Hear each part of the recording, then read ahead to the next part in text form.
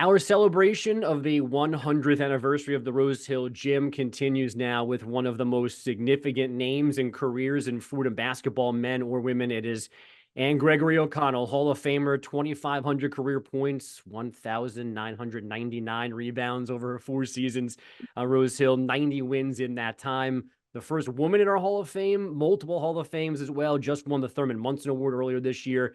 And it is a true honor to speak to you today. Thank you so much for making time for us. No, thank you, Andrew. I'm happy to be here. What is the first thing you think of when we bring up the Rose Hill Gym?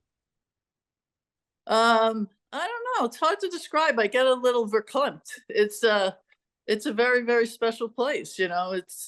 It's vintage would be a nice word to use, but I really like it. It's a beautiful, beautiful building, and it's got a tremendous its own personality, and it's not crazy modern like a lot of the new places are. Not that crazy modern's bad, but you hear people say it's got a lot of character, and it does. It's a great building. What about the first time you saw it? I don't know what late 70s, mid 70s high school recruiting was like, but when you got the pitch to come to Fordham, what was it like walking into the gym for the first time? If there was a pitch. What it was like was basically non-existent. Okay. My recruiting for Fordham is Mary Hayes and a couple of the other players took me to the Penny Whistle on Webster Avenue. Okay. And recruited me. So, yeah. But no, it was, I love the building right from the beginning. And you look at it from the outside with the steps and the stone, and it's unique. It really looks like a college building, It's been around forever. Yeah, that's a good point. It looks like it should host college basketball games. It's perfectly built for what it is. Right. But I imagine, I imagine it's hard in recruiting because everybody wants big, fancy, types of buildings and modern and tremendous locker rooms and all that stuff. So it must make it a little bit harder, I would think. Yeah, history, character doesn't always sell well, right? But that's why we talk about places like this and keep the memories alive. And wanted to ask you, do you have a favorite game from your 4 years in the gym? I was thinking about that before because I figured you would ask me that question. When I was a junior, we actually made it to the Elite Eight. It wasn't called the Elite Eight then, but we made it to the Elite Eight, which was like a really big deal. And then we hosted the regional tournament at Rose Hill, and it was, we laugh about it now, but it was very, very memorable. Obviously back then we didn't have a lot, but that's okay. We were still happy. But it was during spring break and everybody was gone. And we really shouldn't have hosted the tournament when you think about it, because we just weren't equipped to do it, but we did it anyway. And during the opening dinner, people were sitting around with their coats on because the gym was freezing.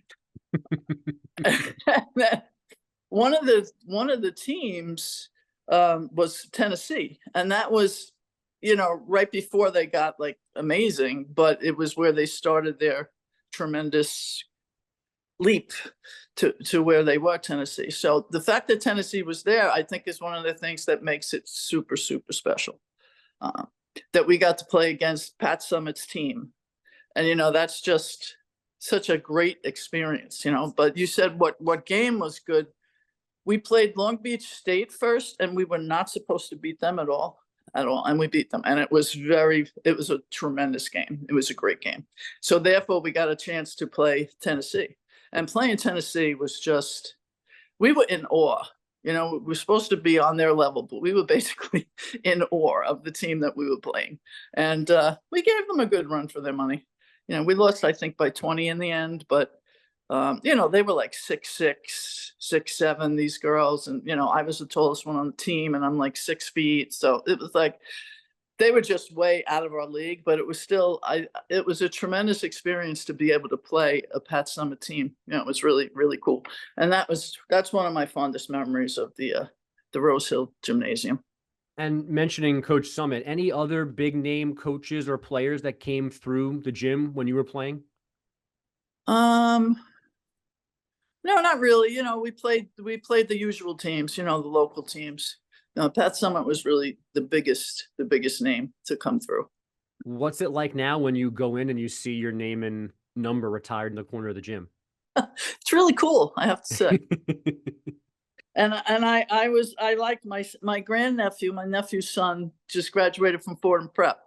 So he played for the Prep. So they would come to a lot of the Fordham games. And I thought it was really cool that, he would show his friends my jersey. I thought that was really cool. Now, I have to ask you, does 1,999 rebounds eat at you still? Did we ever demanded a recount or go back and watch the film and see if there's a missing one somewhere? No, I haven't. It makes a good story, The SID at the time, I didn't know exactly how many rebounds I needed, but I knew I was close. But he came over to the bench with like 2 minutes to go and told me and told the coach that I needed 2 rebounds. And he shouldn't have done that because I was trying so hard to get the rebounds. And my teammates were trying to help me get the rebounds, which were comical. By missing shots? Throwing it off the backboard and like all this craziness. And what ended up happening was I went over the back and I fouled out. And I didn't foul out a lot, but I was just trying so hard. So the only thing I can think of to what you're saying is if he hadn't come over and said you need 2 rebounds, I would have gotten them without even thinking about it. But it's okay. It makes a really good story. And it's impressive outside the women's locker room. Now they have kind of the leaderboard, all the stat leaders, and you are obviously #1 in points, #1 in rebounds, and #1 in blocks too. But the rebounding gap is, I think, 800. I mean, it's a remarkable, not just being #1, but you've almost lapped the field with that number. Oh, really? I mean, who is that? Was that Sam Walsh who was second on the list? I don't remember the name. I just remember the math and going, that's a whole other like career. Like that 800 rebounds is a good career. And it's the gap between 1 and 2 in that category. Yeah. It's a great story. And it was, I'm very proud of it. We've also had, recent success, the women's program, a decade of being among the best in the conference. I know you were in the gym a lot for those games, big games and big wins. What was it like coming back and seeing kind of the new generation having success as well? No, of course we're happy for the new teams to be doing well. And I like when myself and a couple of my teammates from back in the day, when we go to a game together, that's really a lot of fun. We just, we reminisce, but I'm really happy to see how well that they've been doing, and they were doing well in the A10. I mean, they were really making their mark, which is tremendous. Of course, we want to see them do very, very well. What about the state of the women's game in general? We're sitting here talking the afternoon after the Liberty paraded through Manhattan, Caitlin Clark. I mean, it just, as somebody there, I wouldn't say, at the beginning, I don't know if that's the right way to say it, but you can say one of the old people, you can say whatever you want. You've seen the trajectory of this word, probably been frustrated at times with the lack of upward mobility. What's it like now, and what you see in women's basketball? I mean, I am so happy for the young women of today who play. They just, but on the other hand, I don't really envy them because so much is expected of them. We used to play, the season was over. All right, see you in September. We'd come back in the fall. These young ladies, they give up their whole summer. They eat, drink, and live basketball, 12 months of the year. So I think that's difficult. But I'm so happy with how popular it is again, or, how popular it is, period. It's great to see all the little kids with the jerseys on. And I watched the draft, and when Caitlin got drafted, they show them walking backstage. And as she was walking backstage, there was on both sides a bunch of little girls lined up, and you could just see the excitement in their face. And she was giving them skin, and they were laughing and giggling. I mean, it's great. It's wonderful, and I'm happy that the Liberty won. Good for them. They said it's been 28 years. Yep. So I didn't even realize the league was around 28 years. But when you think about it, that's the late 90s. So that makes a lot of sense. But I'm so happy, and Caitlin Clark has done a lot for the game. And I find that people either love Caitlin Clark or they don't like Caitlin Clark. And I say to myself, what is not to like? Yeah. She's an amazing player. She seems like a nice person. She's really good with kids, with the fans. And She's amazing. So I think it's wonderful, but I don't envy it. I really don't.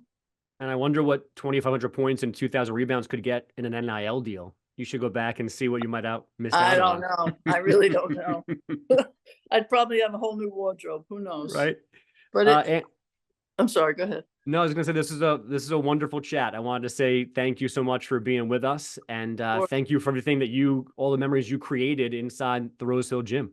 Yeah, of course I'm thrilled. I'm so happy to have been a part of it. And I feel very lucky. I think people talk a lot about what we didn't have back then, but we had a lot. We had a fantastic experience. We really did. Our team was good, number one, and tight knit. It was a wonderful experience. So we could talk about what was lacking, but there was a lot of good stuff back in the day as well. That's a perfect ending. Thank you so much. No, thank you, Andrew, very much.